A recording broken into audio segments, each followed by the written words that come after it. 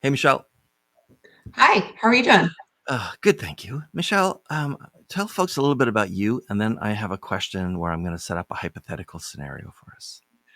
Great. Well, I am a fractional CMO. I have about 25 years of experience on the inside of both high tech and healthcare companies. I hung my shingle out a couple of years ago after I realized that there was a big demand for companies that are in that growing phase that are kind of outgrowing their DIY efforts, but also can't really afford a whole team of marketing support. They're not really at that $500,000 point where you need to hire some people. And so I can fit that really good sweet spot where I bring a full marketing suite to them and can I help them get to that next rung. All right, then here's my hypothetical for you. Today's day one. You've just started a brand new engagement with a new client. It's going to last a year. It can be relatively long for a fractional CMO. This one's a year long. All right.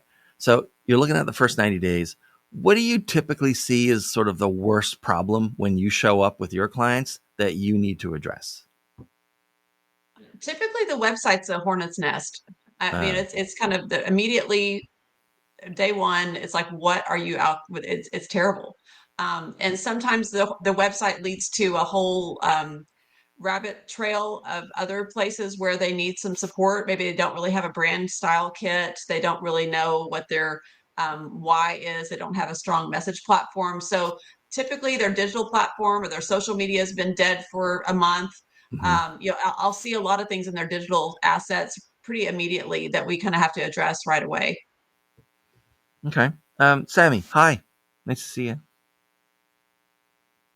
Hi, Dean. How are you? Good, thank you. Okay, so tell folks a little bit about you, and then I want to ask you um, a version of that question that's a little darker. So my name is Samy. I'm 39 years old. I'm a top-rated SEO specialist. I worked with Fortune 500 companies in the US, in Europe, Mhm. and also with startups as well. I am also a fractional CMO, so I take care of SEO and so many other channels, as you may imagine, because demand is global, and what I do is generally I intervene for like some periods of months to a few years for companies that are getting structured in terms of marketing. Sometimes they have already some people, sometimes they do not. But my goal is always to be able to have a deeper strategy and to get the wheel rolling so that there is something that is really in place when I leave. All right, I've changed my mind. I don't want to go darker. I want to go nicer. So, when Good for you me. show up day one working with a new client, um, Mhm. is there anything that you are typically pleasantly surprised by that they already know how to do or they're already doing okay? What do most companies sort of do an okay job of even before a fractional CMO shows up? Or is there just nothing that they're doing What I generally see is they know what they don't want. So right? Oh, that's good. yeah, because they don't necessarily know who are their ICP, who are the people they're really targeting, because they have like an idea of their ideal clients, but sometimes it's not really who they really uh, target. I mean, they don't have those kind of ideal clients as real clients, but they have enough experience of failures to know exactly what they Right. don't want, and it helps me a lot figuring out part of the strategy. Right. That's a good one. Okay. I hadn't heard that before. Okay. So, Sammy, let's stay with our hypothetical client and scenario for a second, except now I'm the CEO of the client company. Okay. And I'm looking at you. It's day one. We're having our meeting on day one. And I say, all right, so I'm going to be honest with you now. I appreciate that you work with a lot more CEOs than I'm ever going to work with CMOs. Hmm. So, as CEO, is there something I should stop doing now so that we get the maximum value out of the money we're going to be spending on you? Yeah, there is something you should stop doing is actually really more about not trying to apply some practices that you think are good Mm-hmm. because some friends told you about, or these are things that you tried 10 years ago. This is really something that I see pretty much in every job that I get. The CEO has tried some things a few months back or a few years back for, I don't know, like SEO, Facebook, you name it. Right. Obviously, the strategy is outdated, but since he had good results back then for this strategy, he tries to tell you, like, you should do this. And obviously, it's not going to work. So please just let me try to update the practices with new knowledge. So this way, we are at the same point and we can start fresh. Okay, that's good. Uh, so, Michelle, I'm going to ask you the inverse of that question. Great. I'm the CEO. You've worked with lots of CEOs. I've worked with very few CMOs, and I'm likely to in my life because it's just you're. So, what should I, as CEO, start doing now so that the company gets maximum benefit out of you being here? The number one gold mine that most CEOs I've worked with overlook is their happy customers. When they have really happy customers, that's a gold mine for marketers because now we can tell a story that kind of helps seed that herd mentality to find other customers. Most CEOs I see kind of to kind of follow on. Most CEOs I see, they kind of make the mistake of saying, "Oh, I need to run a Google ad campaign, and I've got $500 a month." Okay. It's sad, but they think that's going to be their end all be all. And I'm like, you don't realize how hard it is for a cold lead that you don't know to come into your universe and now trust you to spend 50, 75,000, $1 million with you. That's very hard nut to crack. I said we need to go more concentric circles around your happy customers now. How do we go around those where they live, where they breathe? Let's look at that. Let's tap with the resources we have and don't take Right. your eye off the ball because an unhappy customer also is a really hard thing to overcome, especially when they go public about their unhappiness with you. So Mhm. most CEOs I see are too obsessed with the shiny new object versus taking care of their employees, taking care of their customers, and realizing that that's the gold mine they need to really work on. All right, that's good. Okay, so I've got some fill in the blank questions. I really like these because there's virtually no work for me. All the work has been pushed onto you guys, so it's very great for me. You don't. It's not like a one word answer. Answer with the answer that is complete as it needs to be. But Michelle, so just finish this sentence for me. Many clients just don't understand what. Many clients just don't understand how much effort goes on the back end of setting up a successful program. Mm, Most clients have zero idea how much goes into setting up a website. They just think I can wave a magic wand. They have zero idea how to run a media relations campaign. They think I just write a press release and it gets picked up everywhere. And we've got the Wall Street Journal calling tomorrow. It doesn't work like that. So, and that's okay. That's why they're hiring me is because they know they don't know how it works. But at the same time, it sometimes you have to educate the client a little bit in the process so they can understand that these things take time and you have to build on the success versus just saying, okay, we're going to try this next week and then we're done. I'm like, that's not the way that's not the way any marketing program works. It's a long game of strategic Chinese water torture. And Sammy, how about you? Most clients just don't understand what. Time needed. I'm gonna like just reduce the number of words. Time needed to really, put something in place, and conceive something genuine and original and different and really that works. Time needed for A/B testing. Time needed to figure out like a formula for marketing to work for at least a few months, because at some point you're going to get better reputation, more clients, more things to do, um, more orders to proceed, something like that. So strategy will change, but at least for a few months, we need time to figure out like the right strategy, the right formula. And it's really the iceberg concept. There is all that kind of work underneath the water, and like outside the water, there is just this tiny bit of success, tiny bit of things that you come up with to your CEO, and that it's like a PowerPoint document where you have all your ideas and everything that you need to do for like a few months. But there is lots and lots of tests that need to be done, and also time needed, because it's not because you have like a failure of 1% one day that it's a complete failure. It's something that takes time, and I can tell that in SEO or Google Ads, for example. If there is like a decrease, you need time, because you need to figure out if it's temporary, if it's like something that is really longer than you thought. Mm-hmm. So really time needed.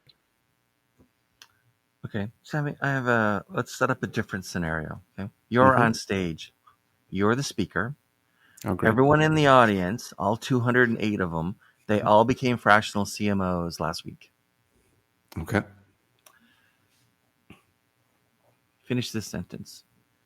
You guys, starting out right now, are going to be shocked by what?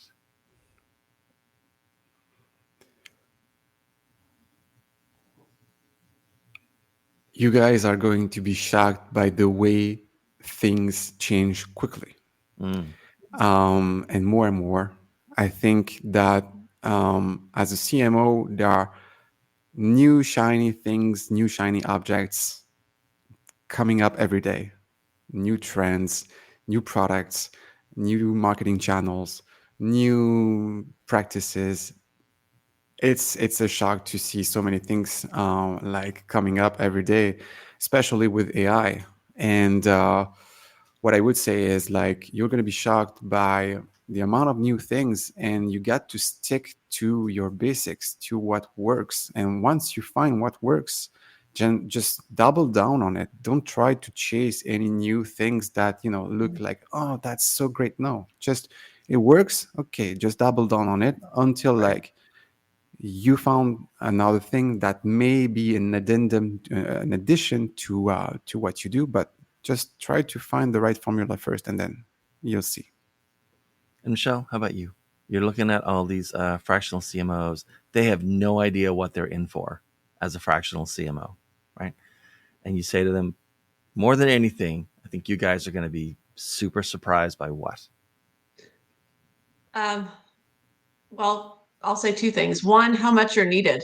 Fractional CMOs, there's a need in the marketplace for us because there are a lot of companies that are in that growth mode, or organizations that just need some help that they can't hire. So that you're going to be shocked how much you're needed. One, but you're also going to have to realize you're measured by your results every day. You're not on the payroll anymore. You don't have time and the luxury Right. of just there and thinking, oh, I can just, coast. There's no coasting. No. So you're always hustling. So if you don't like to hustle, you might need to rethink being a fractional CMO, because we hustle every single day. So you guys have alluded to some things in your answers before, so I want to zero in on them. So Michelle, how about this? As you talk with clients and as you talk with prospects and just other companies, like in the field of marketing, like what as far as clients and companies are concerned, what's overrated right now? Google I want AdWords. to talk about what's overrated when you're like, this guy's like, this is not as good as you think it is.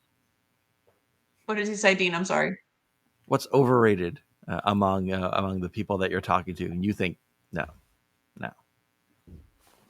Definitely Google AdWords. Yeah.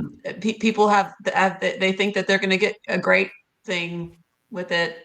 They want to know all their keyword searches. It's nauseating how much people think Google AdWords are going to save their business, and it's just not going to happen, especially when you only have $500 a month to spend. So, And what's underrated? The value of your current customers and really leaning into your employees and valuing them. So your employees are your next biggest champion to your customers. And so people, a lot of times people overlook that. They take their employees for granted. They take their team for granted. And that's an untapped resource. And Samy, when you're talking to clients and prospective clients, right? What do they talk about where like they're really putting too much emphasis on something that doesn't deserve it? What's overrated among the stuff that they're talking about? Tool stack, I would say. Yeah. They wanna have, like, they think they can sometimes, not all of them, for sure, but some of them, they think they can replace people by tools. Mm-hmm. And it's really a problem because, there are features, but it's not the same thing as understanding people, understanding a company, understanding a product, and using a tool just to, I don't know, create content, taking care of ads, generating campaigns, all that kind of thing. And it can save you some time, sure, but it won't replace somebody understanding what you do in a great way. Right. And about what's underrated, Yeah. I would say, and it's going to be maybe something that is unusual, but I would say close your computer, take some time off, think about everything that you know about the company and how you would figure out how to talk to people. So if you were in the street, and you were talking to your client, what would you do? You would just like go to him and sell the product right away? What would you do? You would ask some questions. You would try to know him better. You would try to get him accustomed to who you are first. So I think sometimes it's a good way to, take a step back and then trying to figure out a solution. I know that as a fractional CMO and companies in general, they don't have time. We need to figure out solutions right away. Right. But trust me, sometimes you need to take a few hours, take a step back, and that's sometimes the key to figure out the right way to think. Okay. A little bit more of a pivot, Samy.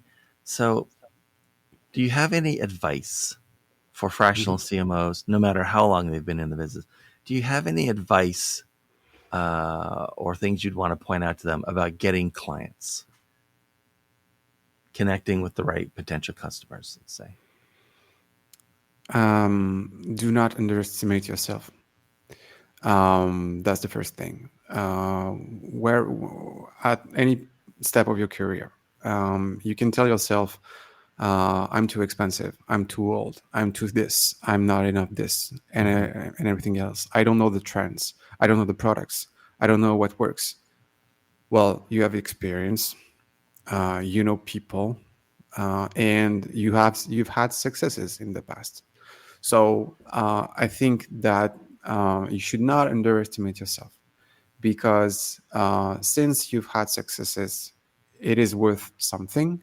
Right. And what I see with colleagues as CMOs, as STOs, or professionals, they would downgrade somehow their offer to be more like to be less expensive, to add more elements to their offer, that kind of thing.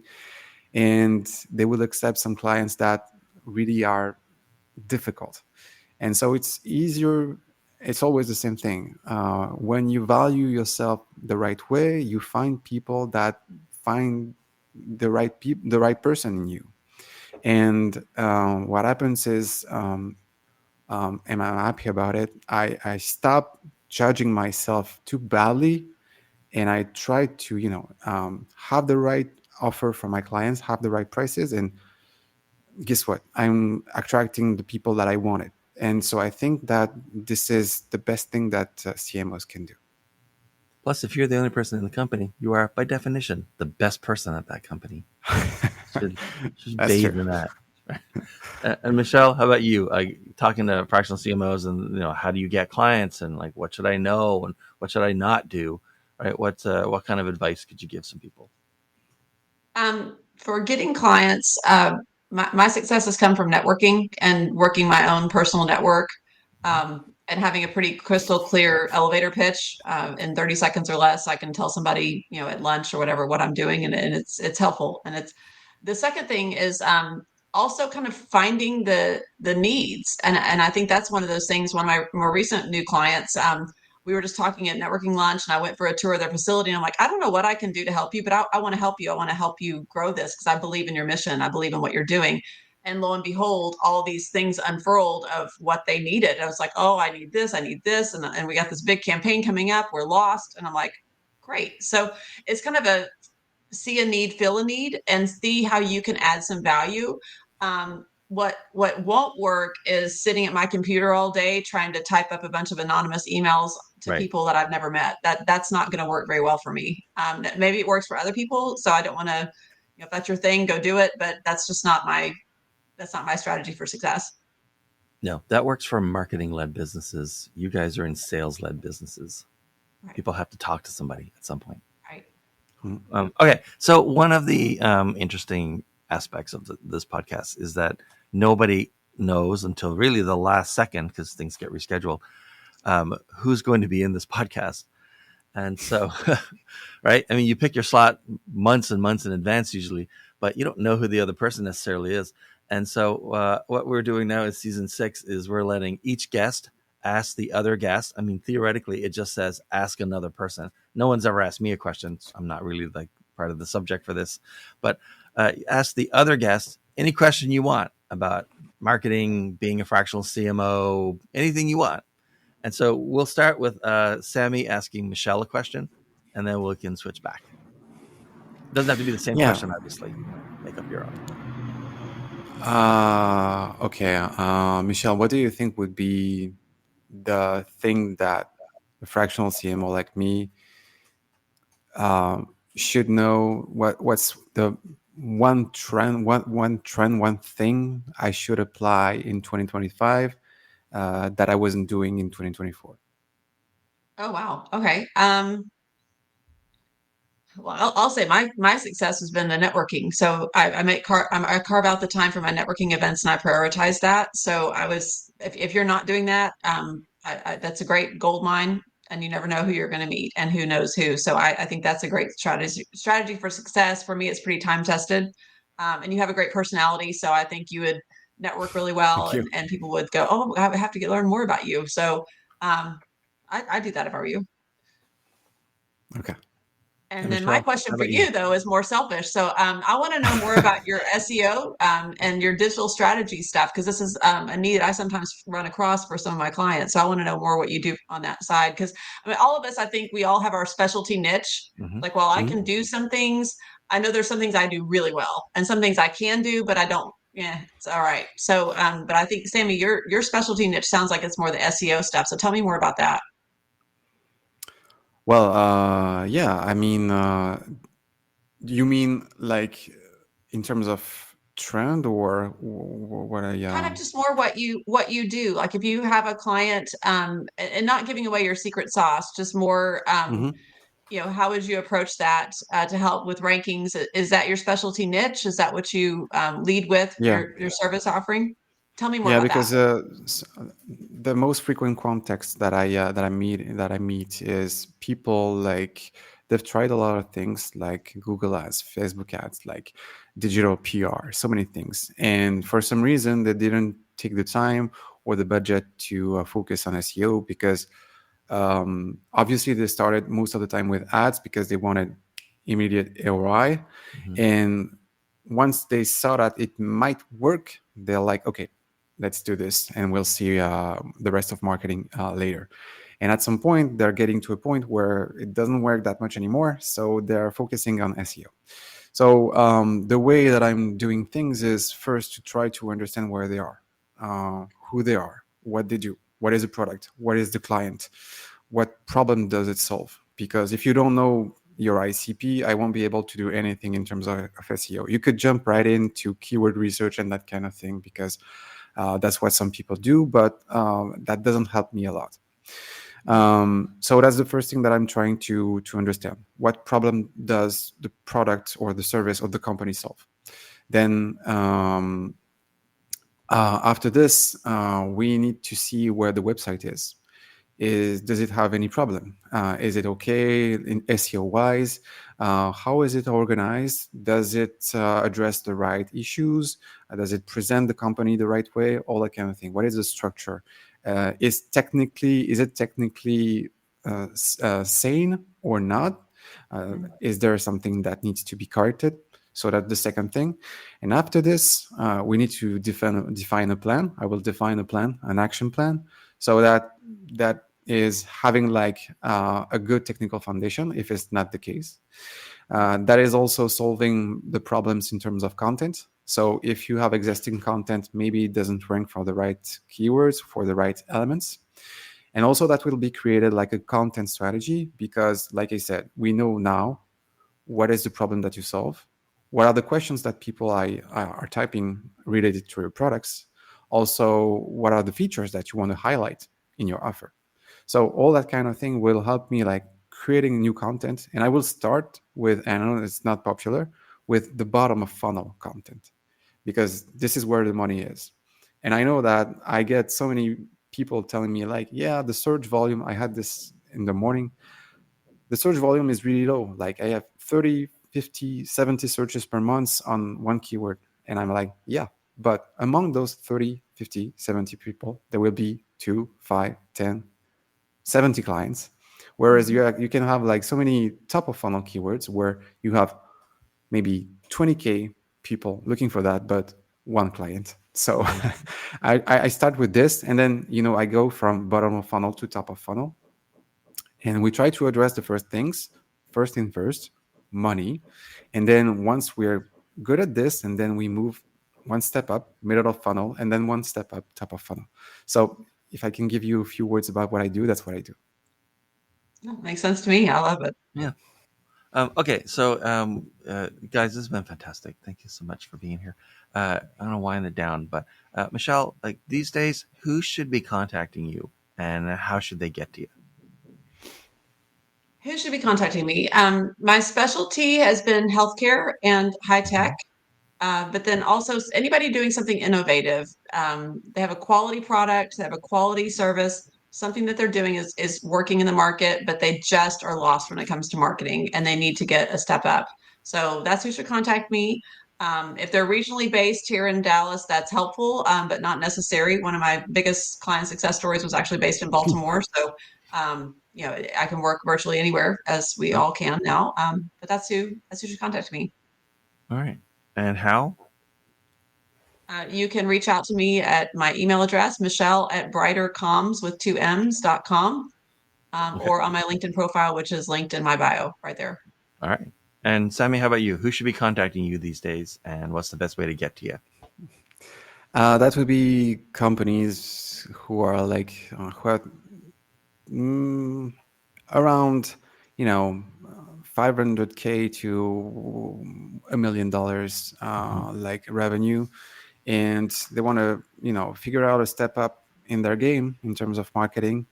And if that's for SEO, I would be creating like a whole strategy for them, and something that is a no jargon strategy. So these are the people with whom I work, mostly in, I would say, 3-4 niches. That would be B2B, and among B2B, that would be B2B SaaS. There is e-commerce also, because I have more and more requests on that. And also sometimes there are some enterprises coming to me for consulting purposes. And how to contact me, that can be my LinkedIn profile. So you can type my name in LinkedIn, and also my website. It's my first name and my last name.com, SamyThuillier.com. All right, sounds good. All right, guys, thank you both for being here. It was wonderful to have you. And thanks for watching, everyone. You're probably watching this in a clip. And so we'll see you in the next clip. Bye, everyone.